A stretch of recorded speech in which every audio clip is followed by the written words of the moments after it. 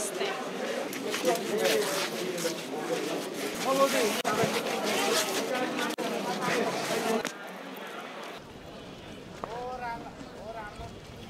আজকে এটি মাননীয় জেলা ও দায়রা জজ ফজলে খোদা নাজির মহোদয়ের কোর্টে আজকে একটা চাঞ্চল্যকর হত্যা মামলার রায় প্রকাশিত হয়েছে।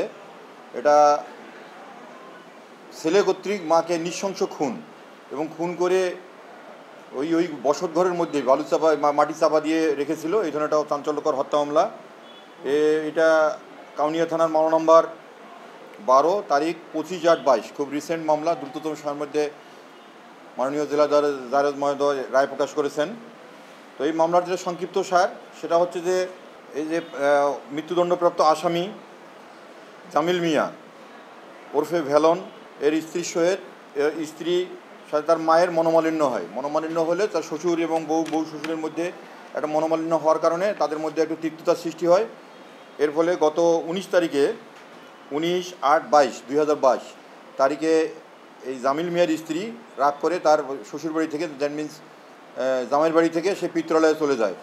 এই যাওয়ার পরে আপনার হচ্ছে মা ছেলের মধ্যে একটা আরও কনফ্লিকশন বা দ্বন্দ্ব শুরু হয়, বা একে অপরের সঙ্গে আরও তিক্ততার সৃষ্টি হয়।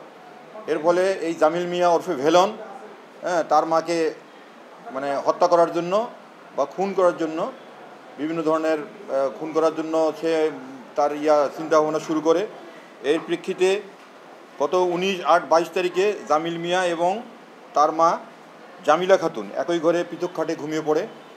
রাত অনুমান 1টা, দ্যাট মিনস 20/8/2022 তারিখে তার মা যখন গভীর ঘুমে আচ্ছন্ন ছিল, এ সময় সে বালিশ চাপা দিয়ে তার মাকে শ্বাসরোধ করিয়ে হত্যা করে। হত্যা করার পর সেই লাশকে গুম করার জন্য ওই ঘরেরই মেঝেতে গর্ত করার পরে লাশ ওখানে পুঁতে রাখে।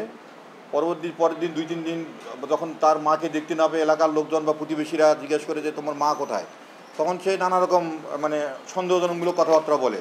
এক পর্যায়ে পাড়া প্রতিবেশীরা জানতে চায় যে তোমার মাকে আমরা ঘর চেক করার উপর দেখবো। এই ধরনের একটা কিউরিসিটি থেকে মানুষ এই ধরনের থেকে তার ঘরে আসলে এরকম আলগা মাটি টাইপের পায় পরে এবং গন্ধ বাইরে হয়। যেহেতু গত 24/8/22 তারিখে এলাকার লোকজন বা পাড়া প্রতিবেশীরা ওই মাটির গর্ত খুঁড়ে, গন্ধর সূত্র ধরে মাটির গর্ত খুঁড়ে দেখে সেখান থেকে লাশ উদ্ধার হয়।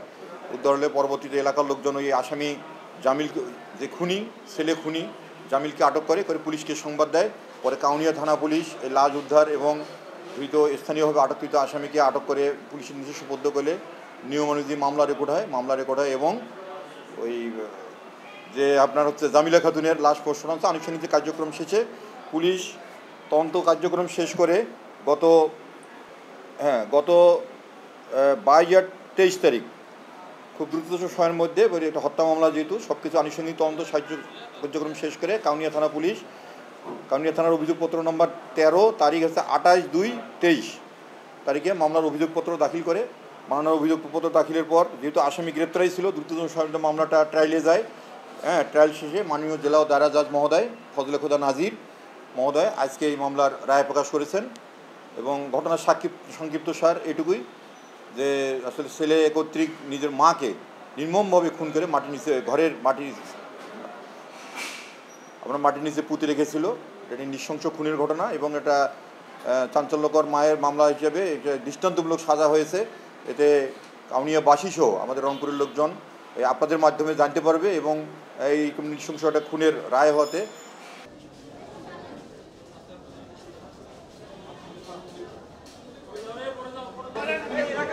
ভাই সরেন